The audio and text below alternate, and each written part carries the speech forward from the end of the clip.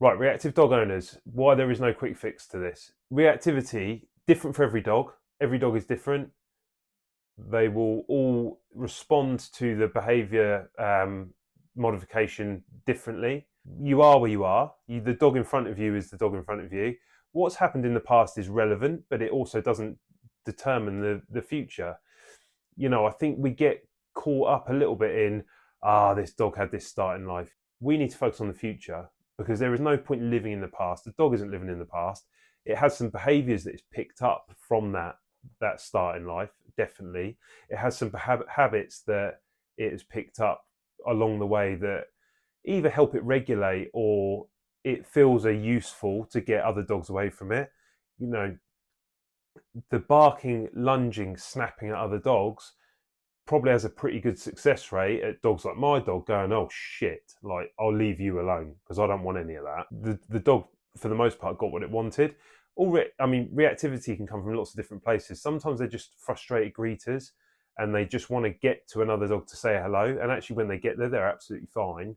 But the arousal to get into that other dog is too high. The body language is poor. It's like a poor introduction. So sometimes you have to manage them through that and go like, yes, we can definitely go and say hello to that dog.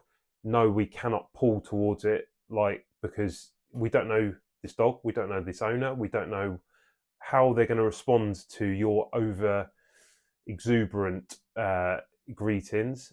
Then other times, like the dog is genuinely scared or anxious, and they're worried about the outcome. They're worried about what's going to happen if they get too close to that dog. So they basically tell the dog to go away. Sometimes, probably more rare, sometimes the dog just loves having a scrap and they want to kick off. And maybe they had a scrap at some point. Maybe they had a play with the dog at some point, and that actually turned into a prey type drive, like which is called predatory drift, where they kind of go from right, we're playing to actually now I feel like I'm hunting. Maybe they're actually getting some thrills from that process, and they just enjoy it. They love a scrap.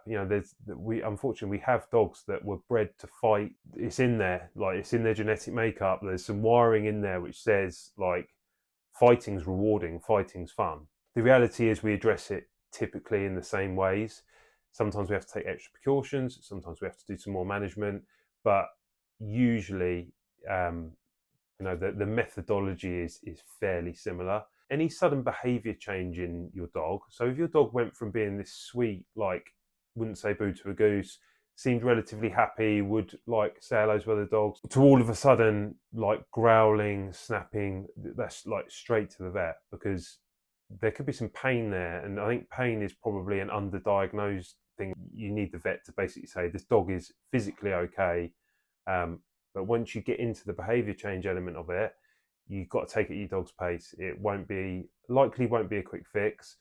You can see progress though, and it's always progress over perfection. And training's a journey, same as behavior change is a journey. You can have a dog who does kick off a lot, and then they kick off a little bit less, and then a little bit less, and then eventually they don't kick off at all, and the walks become a lot more enjoyable. So I'm not saying that it can never be quick, but set your expectations early. You're asking them to set brand new habits and feel totally different about something that previously has made them feel uncomfortable.